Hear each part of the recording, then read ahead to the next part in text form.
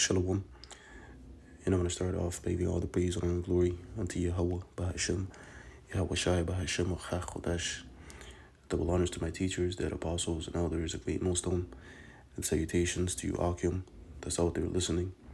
Push you forth this word with truth and sincerity, and your few Akwat as well, that's listening with sincerity. All right, today, just coming back to you guys through the spirit and power of Yahweh, Bahashem, Yahweh Shai. And I'm just going to make a lesson revolving around this precept in Proverbs 26 and verse 27. It says, "Whoso diggeth a pit shall fall therein, and he that rolleth a stone, it will return upon him." Okay, and this made me think of Esau Edom, okay, aka the so-called white man, because currently he's digging a pit for our souls. He's trying to roll a stone over our heads, right, by him trying to exterminate us as a nation, okay, referring to the nation of Israel, the so-called blacks, Latinos, and Native Americans, right? He's trying to exterminate us, digging a pit for us, but little does he know, the Lord is going to make him fall into his own pit, into his own traps, okay, because ultimately, like I stated, right, he's trying to exterminate us as a nation. What's going to happen in the kingdom of heaven after 1,000 years? He's going to be exterminated, man. So that's him falling into his own pit, man. Okay, because Esau Edom really is just was the sword of the Lord, okay, to punish us for our transgressions. Okay, after our punishment is done, okay, Esau's going to have no use. Therefore, the Lord is going to do away with him. Okay, even the mere fact the Lord has given him the technology to where that he has nuclear bombs, thinking that, you know, he came up with that in his own, with his own knowledge or whatnot. Later does he know, the Lord is going to use those same weapons to destroy him, man. Okay? Because here it is, he's living by the sword. Right? What did the Yahushua say by those that live by the sword? Let's get that one real quick. Okay? In Matthew 26.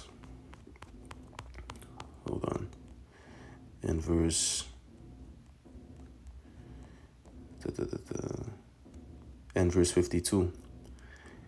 And he reads, "Then said Yahushua unto him," he said unto Peter, because when you read up, it was when, you know, Judas came with those group of men to try to take Yahushua, and then Peter went with his sword and cut off one of the servants' ears. And then Yahushua said this unto him. Okay, then said Yahushua unto him, "Put up again thy sword in its place, for all they that take the sword shall perish with the sword." Okay, and that's facts. And we're going to see that happen with Esau Edom, because currently, he's living by the sword, man. That's his blessing. Okay, in Revelation 6 and 4, it tells you how that, you know, he was going to take peace from the earth with the sword. So he's living by the sword. So there's a heavy, heavy punishment that's coming for him for living by the sword. That same sword he's been utilizing and destroying the nations, okay, especially us, that same sword is going to kill him. All right? His own blessing is for his demise. This is Revelation 6 and verse 4. It says, "And there went out another horse that was red," okay, representing Esau Edom. All right, it says, "And power was given to him that sat thereon to take peace from the earth, and that they should kill one another. And there was given unto him a great sword." Yeah, that's Esau's blessing, the sword. Okay, to where that he weaponizes everything that he touches, the food, your clothes, okay, your entertainment, the school education. He has weaponized everything, because what his blessing is the sword. He's meant to destroy the people. He cannot bring forth good fruits, because what he's an evil tree, man. An evil tree, a bad tree can only bring forth bad fruits, man. Right? Like scripture say, a man shall be known by his fruits. Right? And Esau, all he has done is utilize the sword by destroying everything, man. Okay? And one of his main plans is to destroy us as a nation. Right? That's why when we started the lesson, right, "Whoso diggeth a pit shall fall into the pit which he made." And this will happen with Esau, man. His plans of exterminating us as a nation is going to happen to him, man. Okay? You see, because, you know what, let's get Obadiah, man. Let's go Obadiah to prove that, how that he's going to fall in his own traps, man. Okay, that's the beautiful justice of the Lord, man. Yahweh Bashim Yahushai. That's why we're not worried when he comes down having great wrath, thinking that, hey, he's actually going to fulfill his plans. We're not going to be worried because we know it's written that he's going to be the one that's going to be exterminated. So this is Obadiah 1 in verse 18. It says, "And the house of Joseph shall be a fire, and the house..." Salaki, let me read that again. Obadiah 1 and verse 18. "And the house of Jacob shall be a fire, and the house of Joseph a flame, and the house of Esau for stubble." Okay, "And they shall kindle in them and devour them, and there shall not be any remaining of the house of Esau, for the Lord Yahweh Bashmiel hath spoken it." So, hey, that's Esau. This is the prophecy of Esau, Edom, the nation, okay, being exterminated, all right, after 1,000 years. Okay, because we know that, according to the book of Revelation, right, I think the 20th chapter, right, Esau has to serve punishment for 1,000 years, including the rest of the other nations as well. There's going to be 1,000 years of severe righteous slavery, okay, and revenge, okay, to these other nations, including Esau, Edom. And after 1,000 years, okay, the other nations, they're going to get to return to their land and enjoy their land and whatnot. But Esau, this is what's going to happen to him. We're going to gather him up, okay, and delete them, man. Do away with them, okay, because there's not going to be any purpose for Esau, Edom, in the kingdom of heaven, okay, after they finish serving their punishment. Because what? They're created to be wicked, okay, and we know that the kingdom of heaven, okay, reigned by Yahweh Shai, is going to be a righteous kingdom. So therefore, there's not going to be any room for no wickedness at all. And if these people were created to be purely wicked, there's no need for them. That's why Job stated in Job 30, "And whom whereon shall their hands profit me, and whom old age was perish?" Because what? They are of no profit. The only profit that they are for is wickedness. So their use is only for this side here, man, and this current wicked rulership. Okay? So he's going to be exterminated, man. All right? Now I want to get this in Psalms 2 to prove that he's actually trying to delete us as a nation. Because, Esau's be having secret councils on how he may, make us fall for excellency. Let's get that in Psalm 62 and verse 3. It says, "How long will ye imagine mischief against a man? Ye shall be slain, all of you. As a bowing wall shall ye be, and as a tottering fence. They only consult to cast him down from his excellency." And who's that they? Our enemies, man. First and foremost, Esau, Edom, the so-called white man. Because they're the ones currently ruling the earth, starting with the top banking families, Rothschild, Oppenheimer, so on and so forth. That's common knowledge now. Okay, it's no more secrecy, right?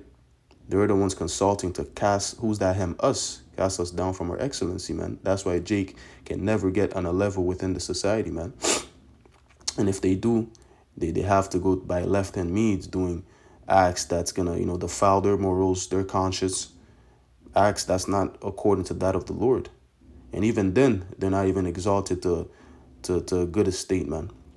Really, they're getting the crumbs from off the table, right? Because Esau wants to keep us at a certain level. He doesn't want us to get high. Because if we do, hey, we're going to take over. And that happened during the time of the Roman Empire, man. When Jake got up in there, man.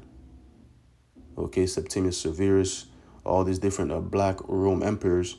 Okay, when they got up in there, man, hey, we took over. Okay, Eastern Rome took over, man. Okay, so Esau knows this, so he wants to keep us at a low level. That's why he gives us rap music. Okay, keeps us in the slums where all type of liquor store is right around the corner with GMO foods. Okay, especially with the music industry, he keeps us as a nation low. He keeps us low, man. Okay, which really, if it was within his power, he would just do away with us. But the Lord will not let that happen because we are his people.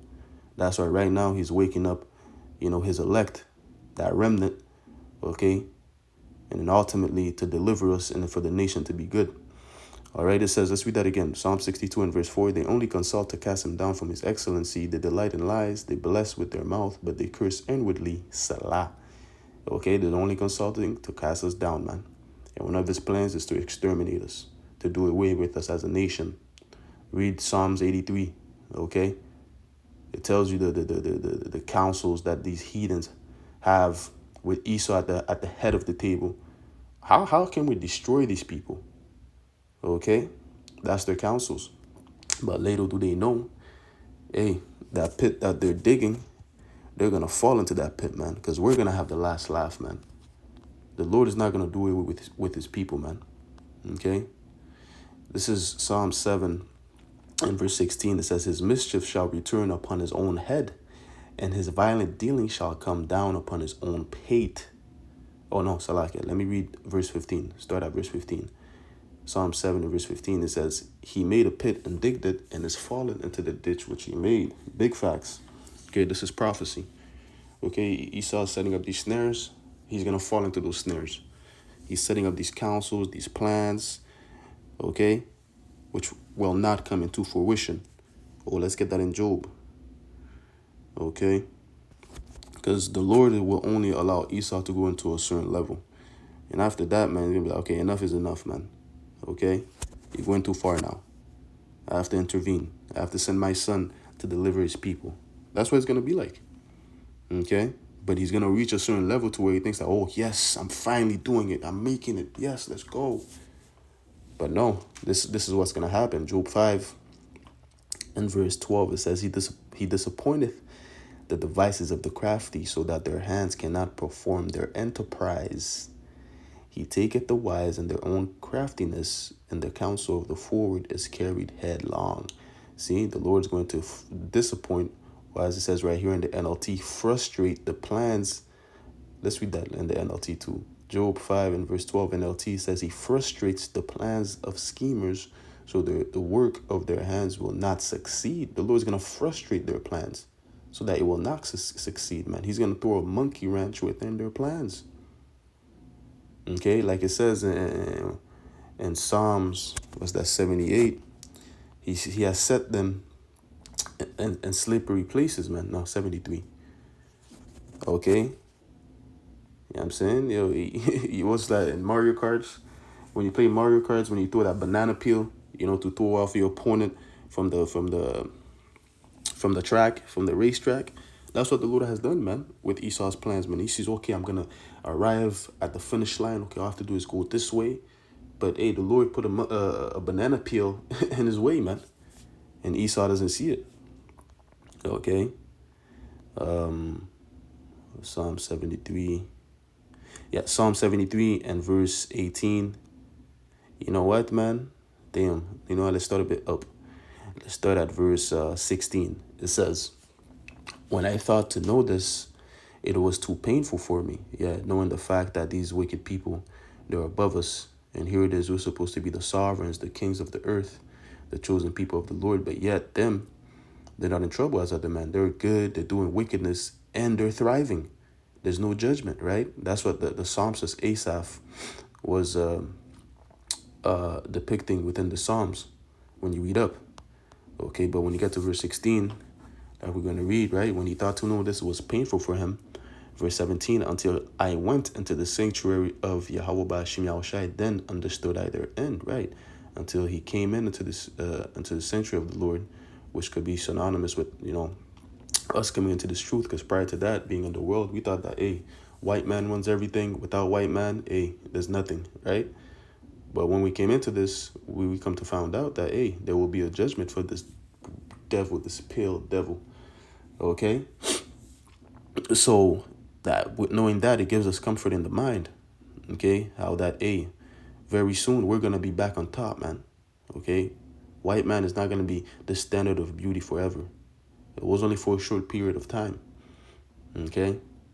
It says, verse 18, surely thou didst set them in slippery places, thou castest them down into destruction. Yeah, the Lord set them in slippery places. That's why, He's going to frustrate their plans so that they're not going to succeed. Okay? That's why he's going to make them fall into the ditch that they have made. Because ultimately, the Lord is only using them once again to punish us. And then after that, man, he's going to throw them out like a filthy rag. Okay? This is Psalm 7. Back to Psalm 7 and verse 15. It says, he made a pit and digged it and is fallen into the ditch which he made. His mischief shall return upon his own head, and his violent dealings shall come down upon his own pate.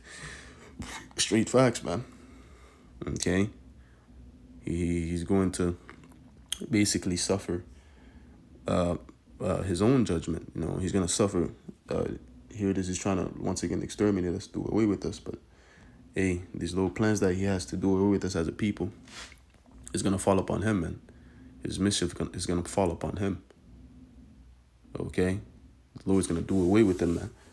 Hey, especially with those nuclear weapons that he thinks is for his own good.